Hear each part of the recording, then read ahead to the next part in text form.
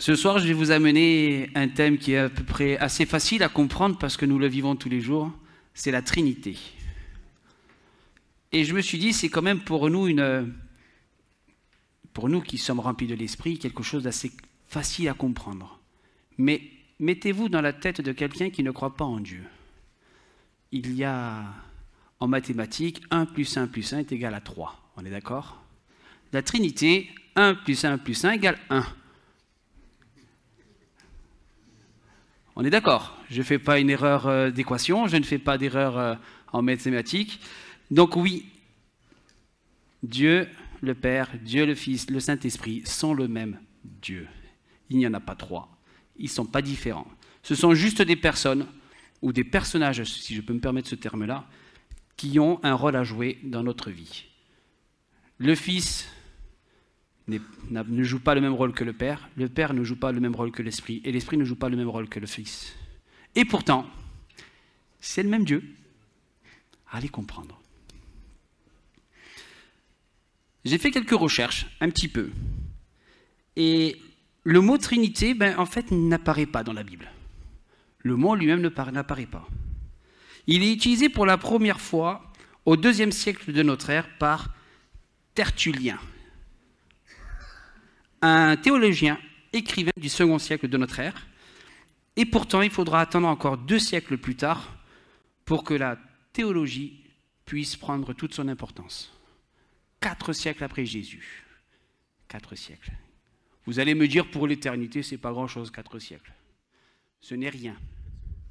Exactement. Nous allons voir à travers les différents personnages que nous connaissons, donc Dieu, le Père, Jésus et le Saint-Esprit, nous allons vraiment mettre le doigt de savoir ce que sont ces personnes dans la parole de Dieu. Et on va parcourir la parole en même temps. Il n'y a qu'un seul Dieu. Vous en êtes d'accord? D'accord avec ça? Deutéronome 6, verset 4, il nous dit « Écoute Israël, l'Éternel notre Dieu, éternel et un. » Deutéronome 32, verset 39. « Maintenant donc, voyez ce que moi, je suis Dieu, et il n'y a point d'autre Dieu près de moi.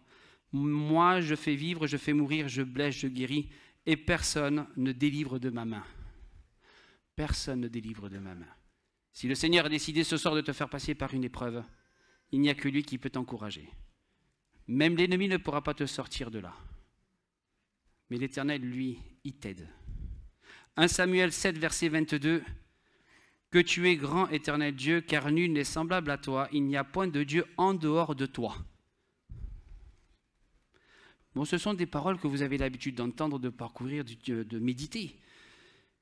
Psaume 86, verset 10. « Car toi, tu es grand et tu opères des miracles.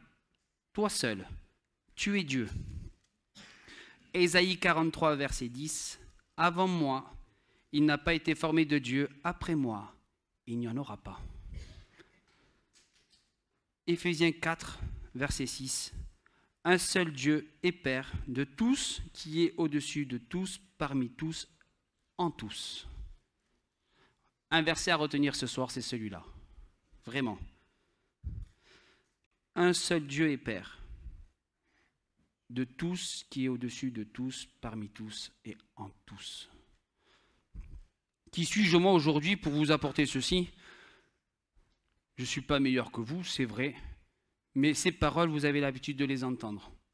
Et si vous n'avez pas l'habitude, eh bien vous êtes au bon endroit pour les entendre. La Trinité, comme je vous l'ai dit tout à l'heure, ce sont 3 facettes de Dieu. Dieu le Père. Dieu le Père qui a tout créé. Même avant le monde, la Trinité existait déjà. Et est-ce que tu peux me mettre ce verset qui m'a toujours mis en confusion, Genèse 1, verset 26, s'il te plaît. J'ai eu du mal à le comprendre parce qu'au début, même moi, je pensais que c'était une faute d'orthographe. Et pourtant, nous sommes à la Genèse, à la création. Puis Dieu dit, faisons. Faisons l'homme à notre image. J'ai eu du mal à le comprendre parce que c'est le premier passage, donc le premier verset de la Bible où le pronom nous, pluriel, est utilisé. Je me dis quand même, le Seigneur, il peut se parler tout seul, il n'y a pas de souci. Mais là, je pense, et je suis sûr, qu'il n'y a pas que Dieu créateur dedans. N'est-ce pas? Créons l'homme à notre image, selon notre ressemblance, et qu'il domine sur les poissons de la mer, sur les oiseaux du ciel, sur le bétail, sur toute la terre, et sur tous les reptiles qui rampent sur la terre. Mais le suivant, s'il te plaît, Matthieu, est là. Dieu créa l'homme à son image. C'est comme s'il y avait une réunion de travail entre le directeur, le responsable de production et tout simplement le commercial. Ils se sont réunis pour un nouveau projet. Et pourtant, ces trois personnes représentent la même société. Le patron, le responsable commercial et le chef de production sont sous la même image de la société. Prenez qu'importe le nom de la société, mais il y a eu cette réunion.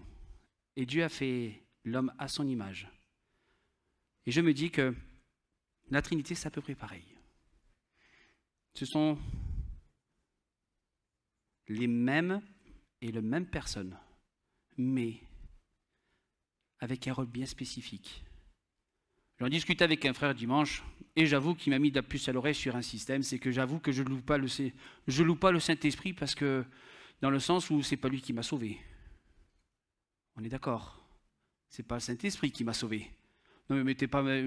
Oui, non? Qui c'est qui sauve? C'est Dieu, oui, certes. Dieu. Qui c'est qui est allé sur la croix? Donc qui c'est qui m'a sauvé? Mais soyez un peu plus... Non mais c'est vrai. C'est Jésus qui sauve.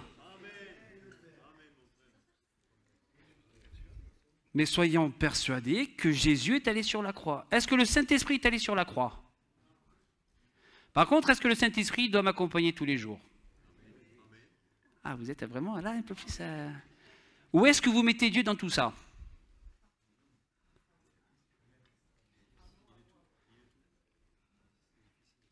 Ah, c'est des questions, ça. Donc le Seigneur permet encore d'éclaircir quelques zones d'ombre. C'est bien. C'est bien, c'est bien. Est-ce que tu peux me mettre, Matthieu, s'il te plaît, Jean 14, versets 16 à 26, s'il te plaît. Après avoir parlé tout simplement de Dieu un, Dieu le Père, nous allons parler de Jésus.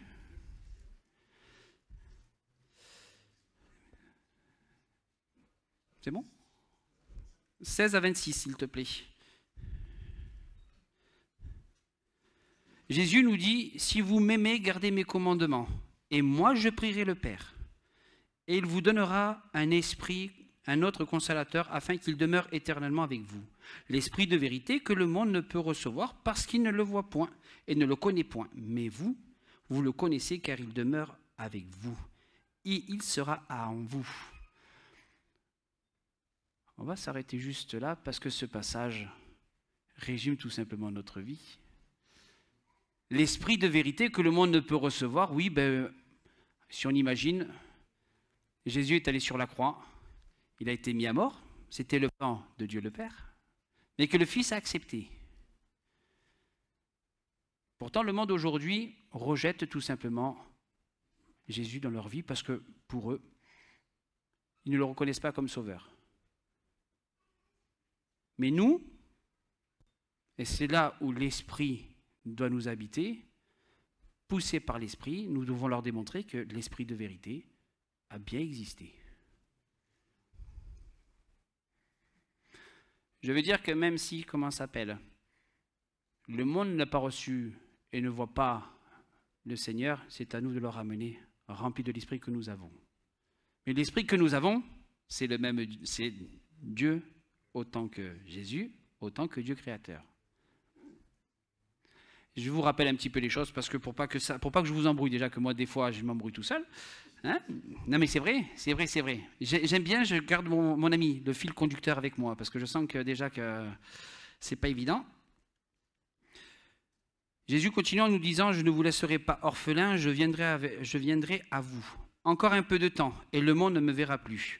Mais vous Vous me verrez car je vis et je vivrai en vous. En ce jour, vous connaîtrez que je suis en mon Père, que vous êtes en moi et que je suis en vous. Celui qui a mes commandements et qui les garde, c'est celui qui m'aime. Celui qui m'aime sera aimé de mon Père. Je l'aimerai et je ferai connaître à lui.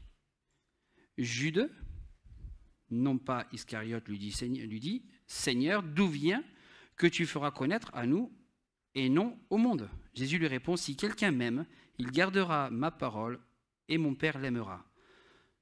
Nous viendrons à lui et nous ferons de même, nous ferons notre demeure chez lui. Celui qui ne m'aime pas ne garde pas mes paroles, et la parole que vous entendez n'est pas de moi, mon Père qui m'a envoyé.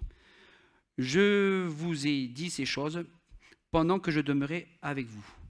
Mais le Consolateur, l'Esprit Saint, que le Père enverra en mon nom, vous enseignera toutes choses et vous rappellera tout ce que je vous ai dit. Je vous laisse la paix, je vous donne ma paix, je vous donne pas comme le monde donne, que votre cœur ne se trouble point et ne s'alarme point.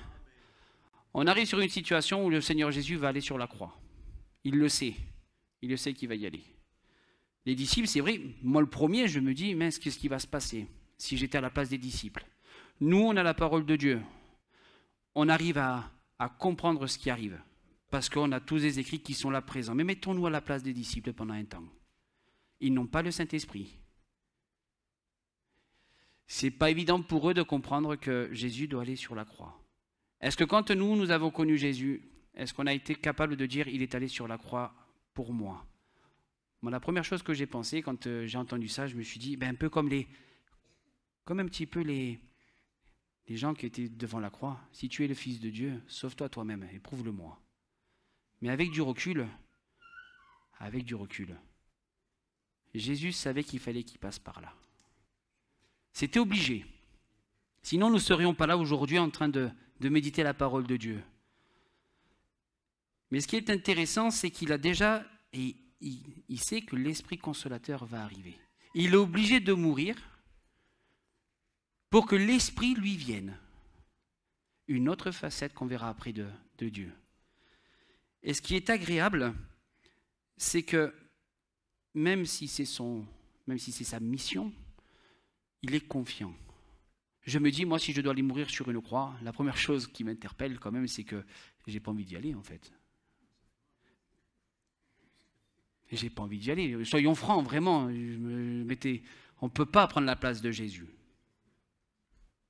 Même si le Saint-Esprit nous pousse à, peut-être un jour, à mourir en tant que martyr, et que le Seigneur, si c'est sa volonté, que nous la fassions, par contre, Saint, mais je me dis, si je me mets à la place de Jésus, je pense qu'à ce moment-là, il n'y a que la divinité qui prend le dessus. Il voit tout ce qui peut se passer. Allez, poussons un peu loin. Peut-être que quand il meurt sur cette croix, il te voit là aujourd'hui. Et il a un plan pour toi ce soir. Ce n'est pas faire offense à Dieu, vu qu'il est omniprésent, omnipotent, omniscient, il connaît toutes choses. Peut-être que ce matin, ce soir, il te voit en train d'écouter la parole de Dieu, sa parole qui est annoncée. Et l'Esprit qu'il envoie aujourd'hui, parce que Jésus est mort sur la croix, forcément, doit t'interpeller sur ton état de ton cœur. De savoir où est-ce que tu vas avec lui. Est-ce que tu es capable de marcher sur les voies que le Seigneur a formées pour sa gloire, ou est-ce que tu as envie encore de garder ta main entre tes mains, ta vie entre tes mains?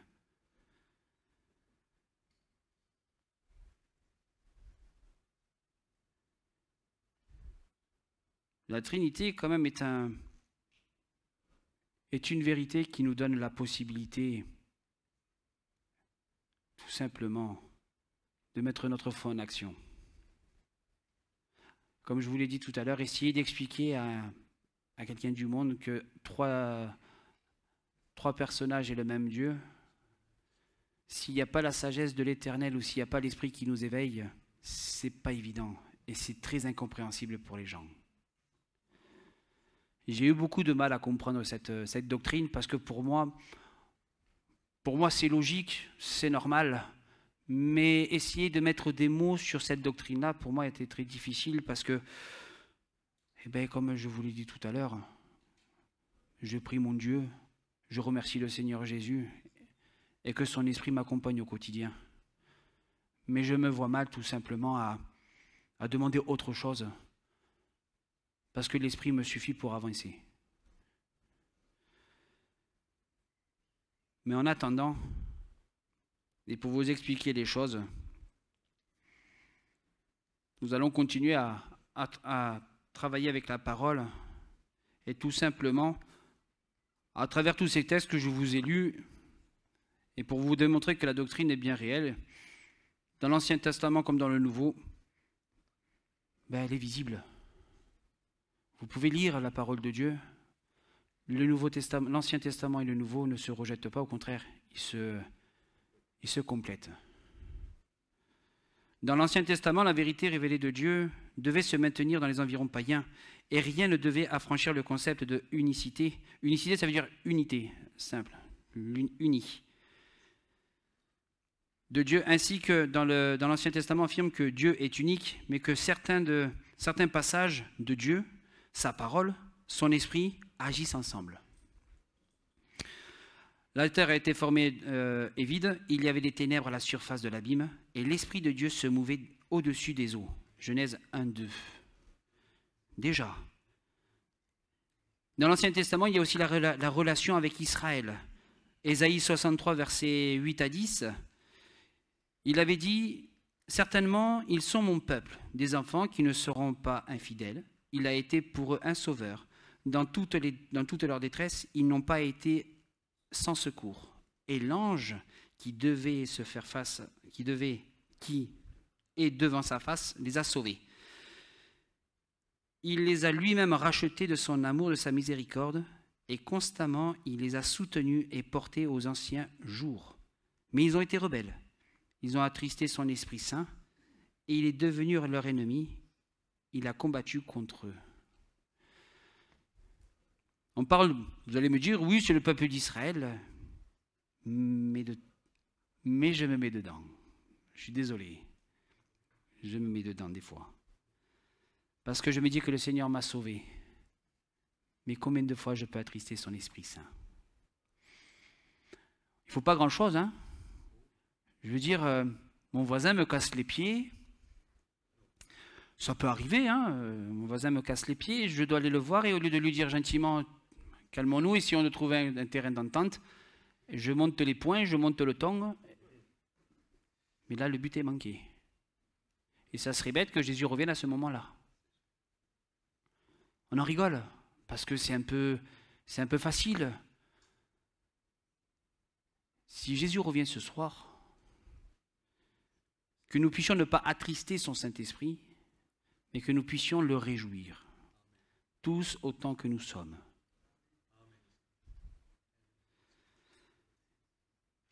La divinité du Messie est aussi annoncée dans l'Ancien Testament. C'est pourquoi le Seigneur lui-même vous donnera un signe. Voici, la jeune fille deviendra enceinte, elle enfantera un fils et elle lui donnera le nom d'Emmanuel. Dieu avec nous. Cet enfant nous est né, un fils nous est donné et la domination repose sur son épaule. On l'appellera admirable, conseiller, Dieu puissant, Père éternel, prince de la paix. Ésaïe 61, verset 1. L'Esprit assiste le Messie dans son œuvre. L'Esprit du Seigneur, l'Éternel, est sur moi, car l'Éternel m'a oint pour porter la bonne nouvelle aux malheureux, ce que vous êtes capables de tous faire, entre parenthèses. Je vous le dis, hein, mon voisin qui me casse les pieds, on y revient, ce n'est pas le cas, mais on y revient. Mais je suis capable d'aller lui annoncer la bonne nouvelle de l'Évangile. Je me dis, le Seigneur est bon parce qu'il nous reprend en tant qu'Église. Et je pense qu'aussi il doit nous voir agissant en semaine. Mais nos voisins, ils ont besoin de nous.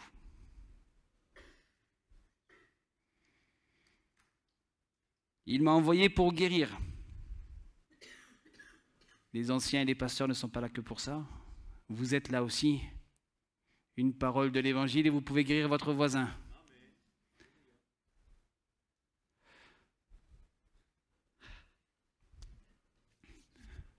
Vous en êtes conscient? Vous le vivez? Non, je suis... Non, alors, bon. J'ai décidé de ne pas sortir de mes notes ce soir. On va y rester, mais vous êtes conscient qu'on est avec un Dieu vivant, vrai, puissant et qui peut faire tomber des murailles?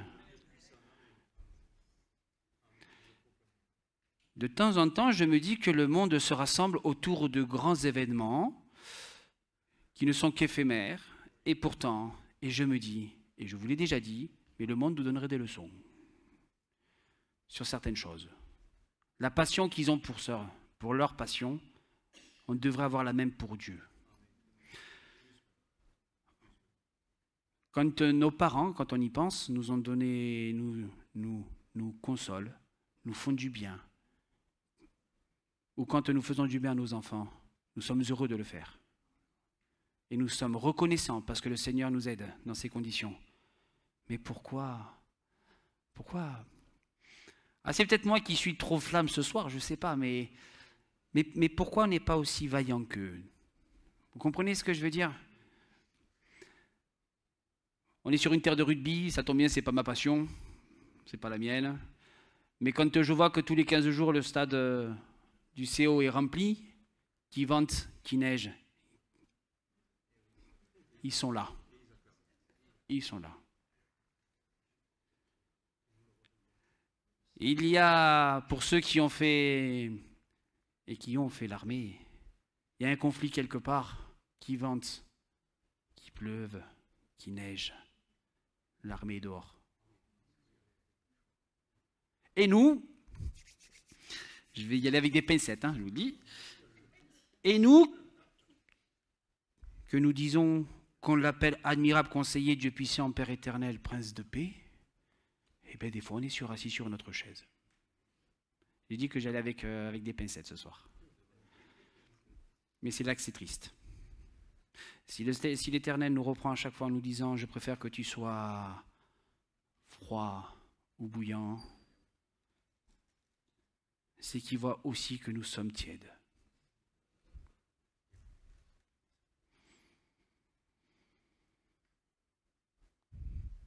Joël 2,28. Et son peuple pour lui répondre « Après cela, je répandrai mon esprit sur toute chair. Vos fils et vos filles... » Ah, vous connaissez? Amen. Profite... merci, ça ne sortira pas. Vos vieillards auront des songes et les jeunes filles, les jeunes gens, des visions. Est-ce qu'on lit la même Bible? Vraiment? Est-ce que ces passages sont pour nous une source d'espérance ou on se dit tout simplement ah, tu peux comprendre, ça, c'est une autre génération, ça ne nous intéresse pas ou ce n'est pas fait pour nous? Vraiment. Je n'ai pas envie de vous accabler ce soir parce que ce n'est pas le but. Mais vraiment, j'ai envie que vous repartez de ce lieu avec cette Trinité en se disant, oui, le Seigneur est agissant. Le Seigneur a eu ce plan pour moi et il m'a sauvé à un prix inestimable. Donc on est toujours d'accord. Le Père, le Fils, le Saint-Esprit, le même Dieu. C'est ce qui se passait dans l'Ancien Testament. Passons un petit peu dans le Nouveau. Et que dit le Nouveau Testament à ce sujet? Moi, donc ces gens qui parlent, je vous baptise d'eau pour vous amener à la repentance, mais celui qui vient après moi est plus puissant que moi. Je ne suis pas digne de porter ses souliers. Lui, il vous baptisera du Saint-Esprit et de feu.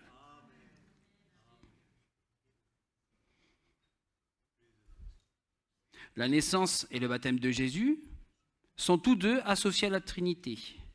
L'ange lui répond, « Le Saint-Esprit viendra sur toi et la puissance du Très-Haut te couvrira de son ombre. C'est pourquoi le saint enfant qui naîtra de toi sera appelé Fils de Dieu. » Luc 1,35. Luc 3,22. Et le Saint-Esprit descendit sur lui sous la forme d'une colombe. J'ai une faute d'orthographe, pardon. Comme une forme de... Oui, donc, comme une colombe. Et une voix se fit entendre sur ces paroles. Tu es mon fils bien-aimé, en toi j'ai mis toute mon affection. On va continuer sur le verset, sur Jean 14, s'il te plaît, Matthieu, 7 à 14. L'enseignement de Jésus était trinitaire. Il parlait du Père, qu'il l'avait envoyé, de lui-même, qui révèle qui révèle le Père, et l'Esprit qui agissait avec le Père et le Fils. Leurs relations sont spécialement soulignées dans Jean 14, versets 7 à 14. Si vous me connaissez, vous connaîtrez aussi mon Père. Et dès maintenant, vous le connaissez et vous l'avez vu. Vous imaginez, si vous me connaissez, vous me connaîtriez, vous connaîtriez aussi mon Père. Ce sont quand même des mots forts. Parce que les disciples, là, sous-estiment, n'arrivaient même pas à comprendre que Jésus et Dieu sont pareils. Comme je vous ai dit tout à l'heure, je serais à leur place, j'aurais pensé exactement la même chose. Je pense que j'aurais été comme Philippe. Je pense. Jésus lui dit, il y a longtemps que je suis avec vous, et tu ne m'as pas connu. Philippe, celui qui m'a vu, a vu le Père. Comment tu dis, montre-nous le Père. Ne crois-tu pas que je suis le Père et que le Père est en moi? La parole que je vous ai dit, je ne l'ai pas de moi-même. Et le Père qui demeure en moi, c'est lui qui fait les œuvres. Croyez-moi, je suis dans le Père et le Père est en moi. Croyez du moins à cause de ses œuvres. En vérité, je vous le dis, celui qui croit en moi fera aussi les œuvres que je fais, et il en fera des plus grandes. J'en m'arrête là, parce que je m'en vais au Père, mais je m'arrête là. Vous imaginez que ce que Jésus vient de dire, Jésus a fait des grandes choses. Je reformule ma phrase. Jésus a fait de grandes choses. Bon, Jésus a fait la plus grande chose, il a donné sa vie pour moi. Amen. Voilà, je suis content, voilà. Mais si vous avez le Seigneur en vous, vous allez faire plus de choses que Jésus. Ce n'est pas mettre de côté Jésus, ce qui a fait de le diminuer, mais au contraire, poussé par l'Esprit. Donc, par la troisième facette que Dieu nous donne, que nous allons faire des miracles. Jésus a fait des miracles. Et le plus important pour nous, c'est qu'il a donné sa vie sur la croix. Le Saint-Esprit qui nous accompagne au quotidien nous permet de travailler à l'œuvre que Dieu nous donne. Mais si déjà dans ma vie je mets Jésus de côté, comment je peux avoir le Saint-Esprit? Si je veux essayer de travailler avec le Seigneur et que je n'accepte pas que l'Esprit me reprend, comment je peux dire que le Seigneur vit en moi? Ce sont des questions qu'on peut s'arracher les cheveux, j'avoue. Hein. Ça tombe bien, j'en ai un bon paquet ce soir. Mais je vous le dis clairement, ce sont des questions importantes. Si la porte ne veut pas s'ouvrir, c'est pas que des fois c'est que le Seigneur la ferme, c'est vrai. Mais c'est que le Seigneur ne veut pas l'ouvrir parce que nous ne sommes pas dans ses œuvres à lui. Posons-nous les bonnes questions.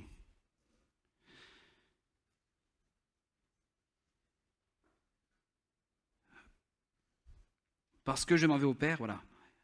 Et tout ce que vous demanderez en mon nom, je le ferai, afin que le Père soit glorifié dans le Fils. Si vous demandez quelque chose en mon nom, je le ferai. Attention, ces versets sont un peu compliqués parce que ça peut être mal compris, vite détourné. Je vous l'ai déjà dit quelques fois, je me vois mal demander, Seigneur, vu que ce verset tu me le dis, je voudrais plein de choses matérielles dans ma vie, je ne voudrais pas être malade, je voudrais vraiment avoir la prospérité qui doit être bien dans ma vie. Non. Par contre, si je suis en unité avec le Seigneur et le Saint-Esprit, et que mon voisin a besoin de moi, je pourrais prier pour que je sois un élément de bénédiction pour mon voisin. Et que la vie qui est en train de perdre en lui, le Seigneur puisse le toucher et qu'il soit à lui-même sauvé. Parce que le Seigneur, il veut quoi? Il veut que tous soient sauvés. Jésus est allé sur la croix pour tous. vous mettez tous les noms que vous voulez devant.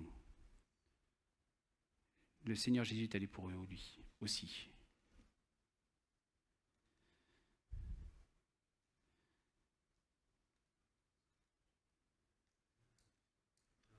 Il faut rester simple avec le Seigneur. Vous êtes simple avec lui, il sera simple avec vous. Vous voulez aller plus loin avec lui, demandez-le. Vous avez soif d'œuvrer pour lui, il vous donnera ce qu'il faut. Vous avez soif de son Saint-Esprit, il vous le donnera. Mais il faut être vraiment vrai. Vous pouvez aller à toutes les réunions, vous pouvez même lire votre Bible le matin, vous pouvez même prier. Mais si je laisse Dieu marcher à côté de moi, tout cela n'est que religiosité. Vous savez, j'ai l'habitude de prendre les plantes. Bon, on en a que 2 sur le côté, les pauvres. Mais je me dis, même si elles sont en train de souffrir un petit peu, l'épreuve est là pour savoir où est-ce que nous en sommes aussi. Je me dis, si l'Esprit du Seigneur ranime et renouvelle nos forces, la journée ne peut bien que se passer.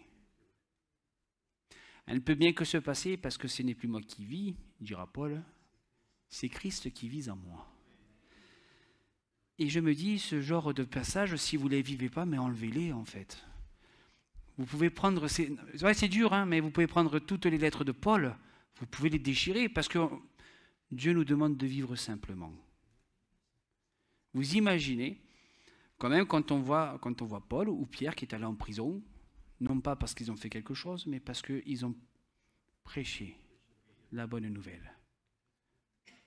Êtes-vous capable de prêcher la bonne nouvelle au risque de partir en prison? Hier, je remercie le Seigneur parce qu'on a passé un temps de prière avec mon épouse, et merci Seigneur, c'est magnifique. Et en fait, on a loué le Seigneur parce que nos frères et sœurs qui sont dans d'autres pays, loin de chez nous, et qui sont persécutés, eh bien, ils tiennent bon. Ils tiennent bon, ils sont là. Pourtant, c'est le même Dieu que nous servons, le même Esprit, le même Jésus, je dirais même. Et pourtant, ils ont tenu bon et ils tiennent bon. Et ils perdent la vie. Et ils la perdront. Mais ils ont fait ce serment avec le Seigneur, je te donne ma vie. Jésus dira, celui qui perd sa vie ici-bas la gagnera là-haut. Parce que j'accepte le nom du Seigneur et le nom de Jésus dans mon cœur, et poussé par le Saint-Esprit, ma vie n'a aucune monnaie d'échange, parce qu'elle ne m'appartient plus.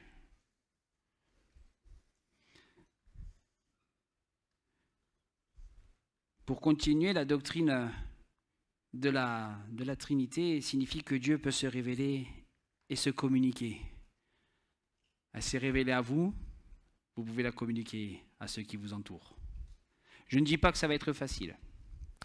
Je ne dis pas que les cœurs seront comme cette belle terre où on plante, non. Mais qu'importe. Je me dis, tant que vous semez, quelqu'un derrière ramassera. Mais si vous ne moissonnez pas, vous pouvez avoir une armée derrière de moissonneurs, ça ne sert strictement à rien.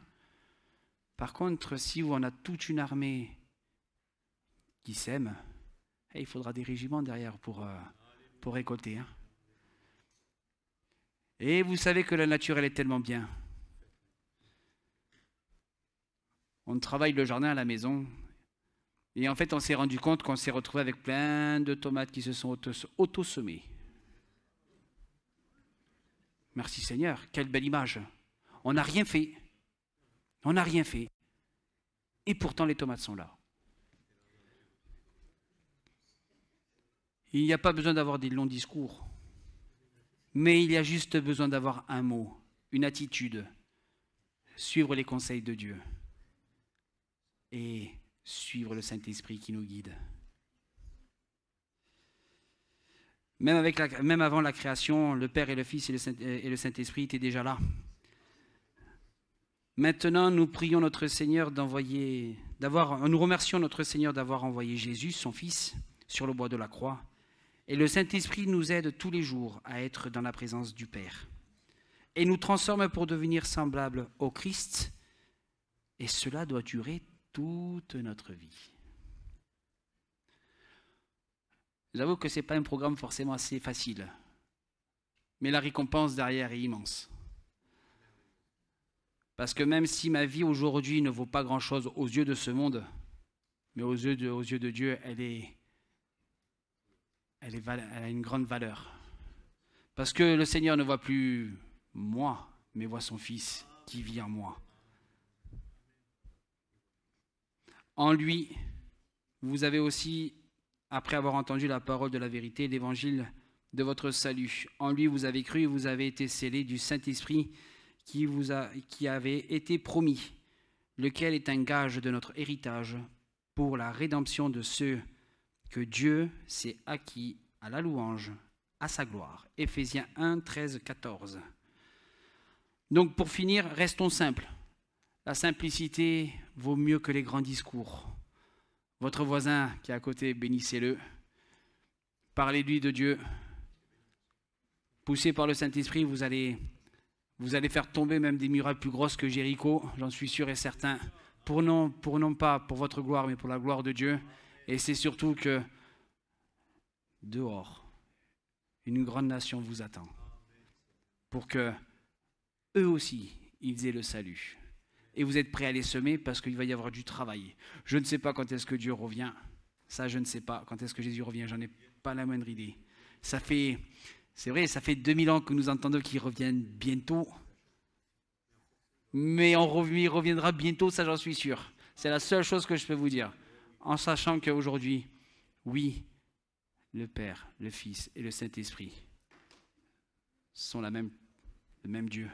Et vous avez cet esprit pour convaincre et pour sauver les gens qui sont dehors. Ne me dites pas que vous êtes trop petits, parce qu'on en a vu des personnes trop petites dans la parole de Dieu. Gédéon, qui était trop petit, soi-disant, et pourtant, Zachée, on en a vu, hein. Alors qu'aujourd'hui, tous ceux qui sont là et tous ceux qui nous écoutent, petit que tu es, avec le Seigneur, tu deviendras grand. Et le Seigneur t'aidera à parler. Et le Seigneur changera les cœurs de ceux qui t'écoutent. Amen. Seigneur mon Dieu, je veux te remercier, te louer et t'adorer, Seigneur mon roi, parce que nous avons tellement besoin de toi, Seigneur mon Dieu. Merci, Seigneur mon roi, pour cette explication sur la doctrine de la Trinité, Seigneur mon Dieu. Aide-nous à la comprendre et à la vivre, Seigneur mon Dieu. Et merci pour ton esprit, Seigneur mon Dieu, ta sagesse que tu nous donnes à chacun d'entre nous, Seigneur mon Dieu. Et je te demande grâce, Seigneur mon Dieu, pour ton peuple, Seigneur mon Dieu, qu'ils puissent vérifier tout ce que nous disons ici, Seigneur mon Dieu, à travers ta parole, Seigneur mon Dieu. Qu'ils étudient, Seigneur mon Dieu, les versets que nous disons, Seigneur mon Dieu, pour ne pas qu'ils soient toujours tout simplement sous ton regard, Seigneur mon Dieu. Alors sois béni, sois glorifié, Seigneur mon Dieu. Merci pour les cœurs qui sont disposés à entendre, Seigneur mon Dieu. Et je te prie vraiment de renouveler ceux qui étaient chargés, qui étaient dans la difficulté ce soir, et que leur cœur soit vraiment allégé de ta présence, Seigneur mon Dieu. Parce que ton Église doit être forte, tes enfants doivent être forts avec toi, Seigneur mon Dieu. Et que ton esprit, Seigneur mon Dieu, réveille nos consciences, Seigneur mon roi. Et que nous soyons vigilants avec toi, Seigneur mon Dieu. Amen.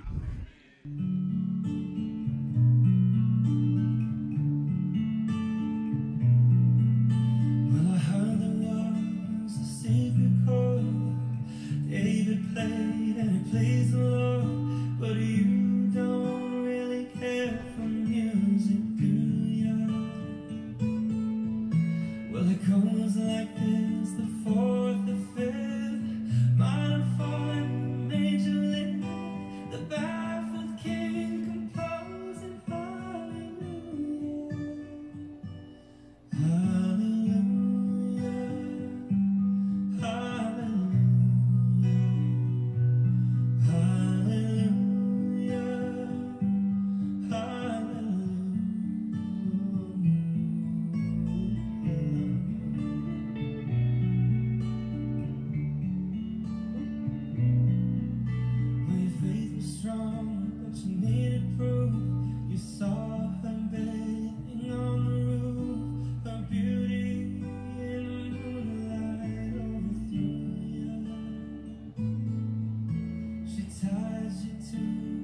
relationship.